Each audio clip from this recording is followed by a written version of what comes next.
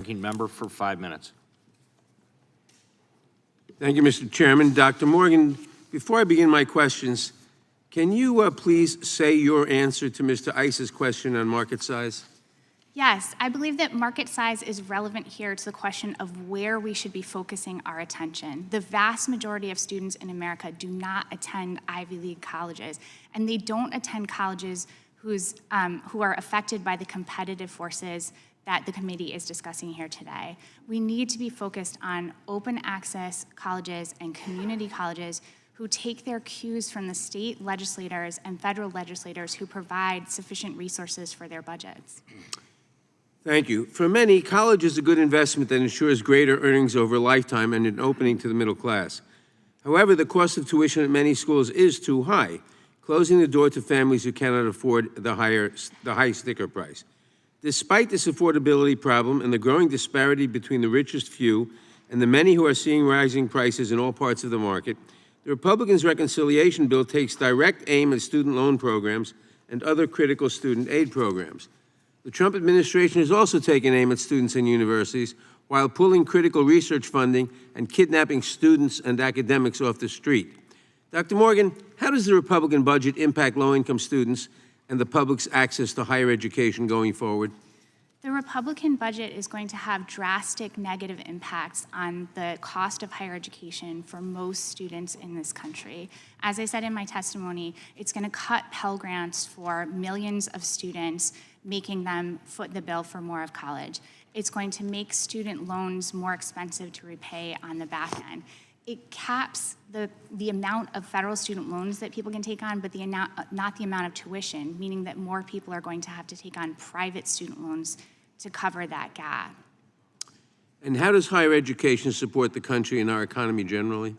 Higher education is incredibly important to our economy, and it serves a number of purposes.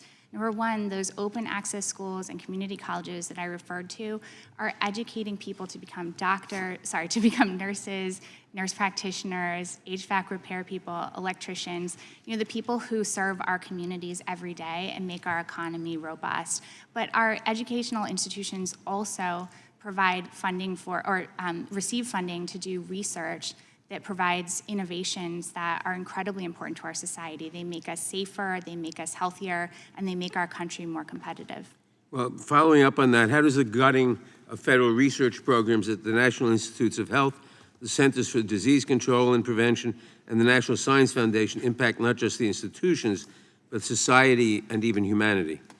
I think we're all going to feel the impacts of these cuts for a long time. We're not going to be developing the drugs that make us safer and healthier in this country. We're not going to be developing the innovations that help keep us competitive and power manufacturing within our country. So it's going to have a really big impact on us as a whole. I also think that it's going to move more innovation to the private sector, which means that we're really only going to be developing the innovations that are profitable and not necessarily the ones that are best for the public as a whole. And most of our drugs are not initially profitable without federal research. Dr. Morgan, the United States has been the beneficiary of foreign students coming here, being educated here, the best and the brightest, and staying here. It's one of the reasons for our scientific supremacy.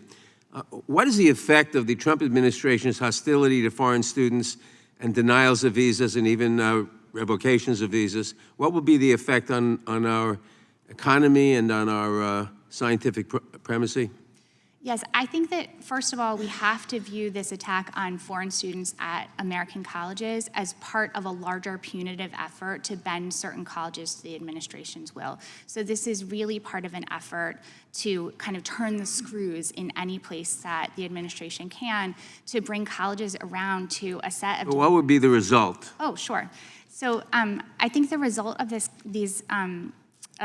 change to admission for international students is going to have an effect on our country's ability to bring in minds from all across the world and benefit from their academic excellence, to provide an opportunity for those students to take part in our democracy and learn our values. In short, it promises to shift scientific primacy from the United States to China. Would you agree with that? I totally agree with that.